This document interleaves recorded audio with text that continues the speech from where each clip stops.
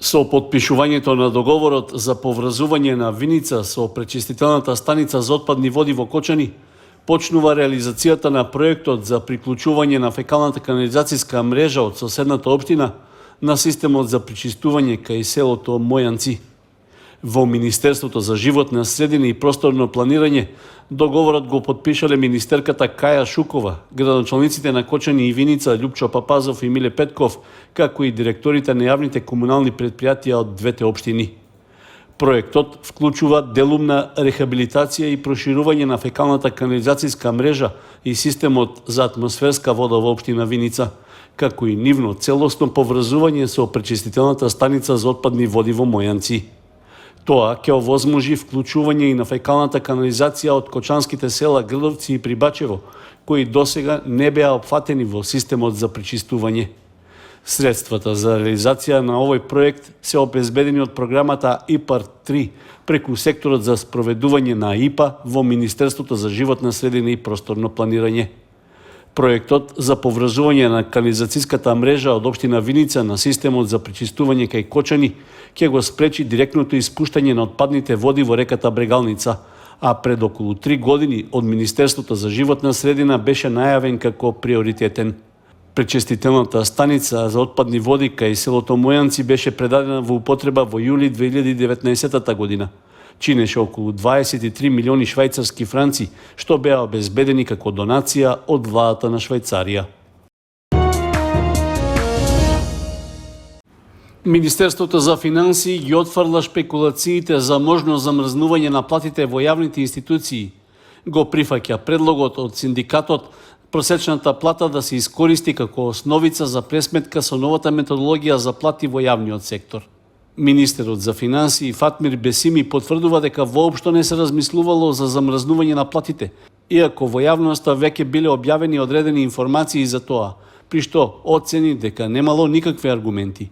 За примената на новото решение за пресметка на платите не потврдува дека ќе се применува од следната година, но ќе се залага што побрзо да се донесе.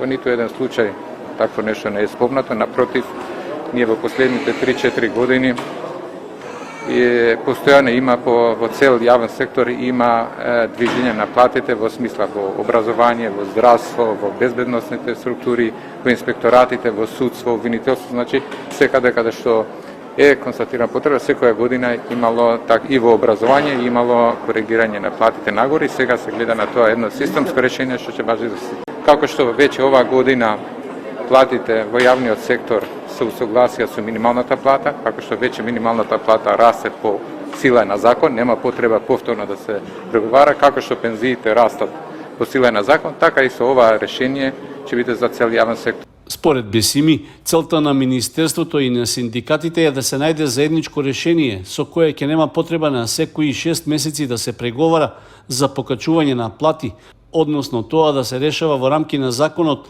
и со колективниот договор на ист принцип како што се покачуваат минималните плати и пензиите.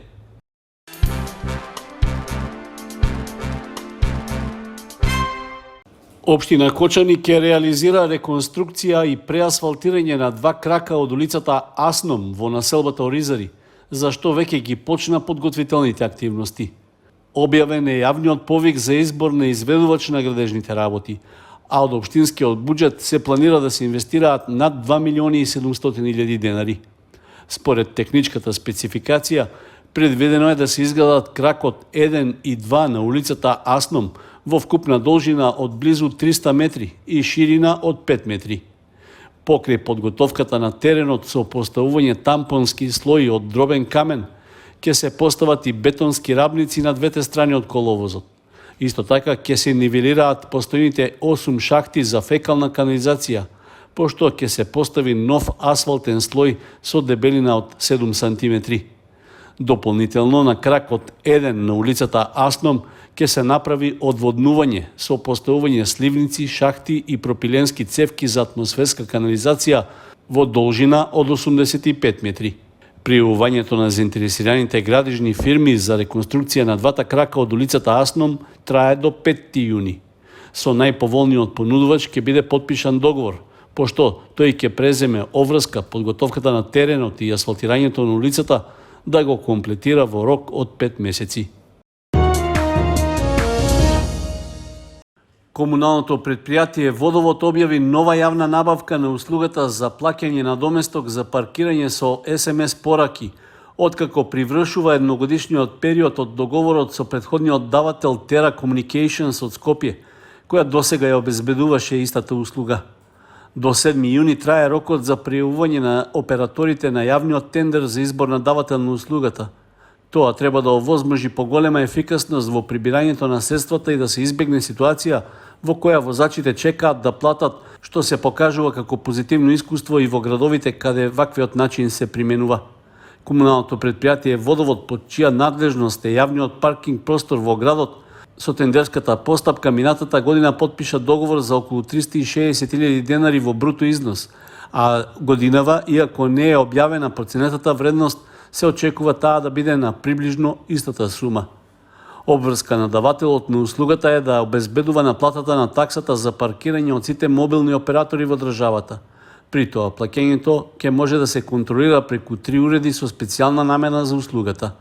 Исто така треба да се изработи база на податоци за регистрирани и наплатени паркирања, да се обезбеди софтвер за проверка и контрола на плаќањето со SMS пораки, како и апликација за продолжување на времето за паркирање.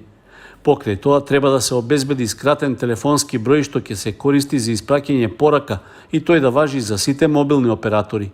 Дополнително, давателот на услугата има обврска да изработи компјутерски дизајн на информативни табли и да направи обука на персоналот што ќе работи на проверка на услугата. Наплатата со SMS пораки беше воведена пред неколку години, откако во Кочани се воведе плаќањето на доместок за паркирање. Со одлуката што ја донесе Советот на општина Кочани, опфатени се 240 паркинг места во централното градско подрачје. Покрај плаќањето со SMS пораки, возачите ќе можат да платат и директно кај лицата наплатувачи кои на лице место издаваат фискални сметки. Со наплатата на таксата преку мобилен телефон ќе се овозможи поголема ефикасност во прибирањето на средствата и ќе се избегне ситуација да се чека за плаќање на услугата. Наплатата за паркирање во зимскиот период останува како и досега од 9 до 22 часот, а во летниот од 8 до 24. Во неделите и за време на празниците паркирањето ќе биде бесплатно.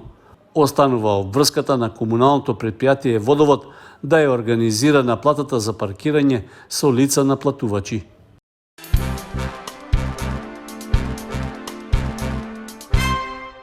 Голем успех постигна женската фудбалска екипа од основното училиште Никола Карев од Кочани, освојувајќи го второто место на државното првенство во рамки на училишните олимписки игри, што се одржаа во Дојран. Вице-шампионската титула за нашите девојчиња е посебно важна, ако се има предвид фактот дека на првенството годинава учествуваа 650 училишта од целата држава.